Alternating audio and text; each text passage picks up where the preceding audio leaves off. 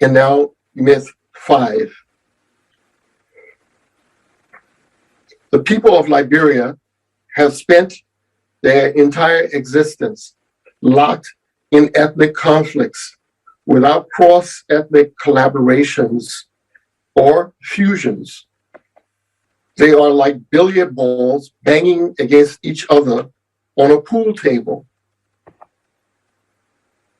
This myth is the most insidious of all.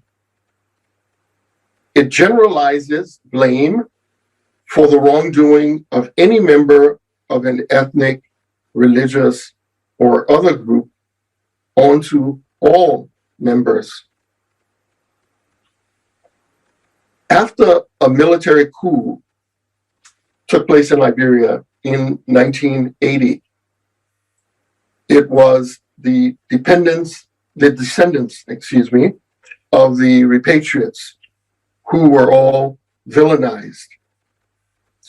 But guilt by association, which underpins this mindset, has not remained focused on one group. It never does. In 1985, group animus and widespread violence was directed against members of the Mono and Dan ethnic groups because the leader of a failed coup attempt was from their region of Liberia.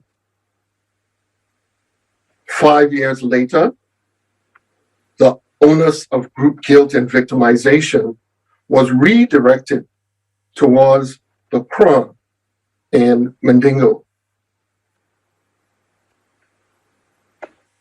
That mindset has never been challenged in the decades of post-war peace.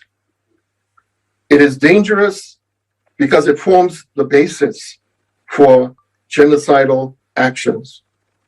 And it is especially dangerous in a country with 16 relatively small ethnic groups. The ascribing of criminality or immorality to an entire group is a ticking time bomb waiting to explode.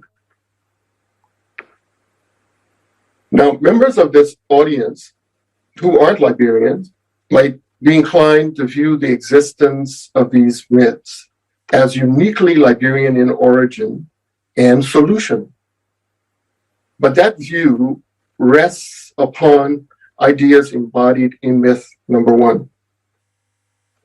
If Africans along the Windward Coast were living in a globalized environment in 1822, that is much more the case for Liberians 200 years later. They do not shape their destiny in isolation. They never have. From Liberia's founding, US media stories about the country have carried an obligatory paragraph about the role of ex-slaves in its history. Although that phrase is no longer ubiquitous, it is still often used. In contrast, news stories on Australia never reference, quote, British convicts who settled there. Repeated evocation of the ex-slave label by American journalists and scholars has helped to entrench a form of othering that suggests a less than human existence.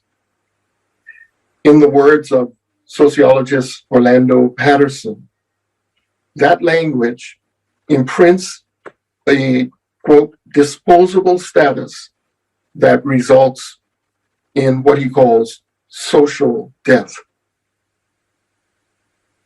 After 200 years, it is time to drop the various tropes about Liberia. It is time to demand evidence in precise language instead of sweeping emotional claims.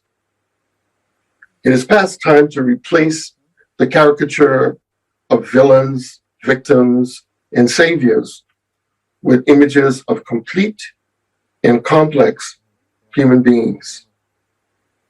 It is urgent that the legacy of Baba, Du Bois, Woodson, and others be brought to bear on Liberian history.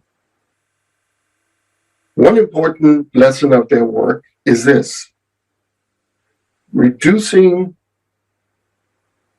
people of African descent to mere caricatures has consequences. Repetition doesn't make stereotypes true. Neither does widespread acceptance.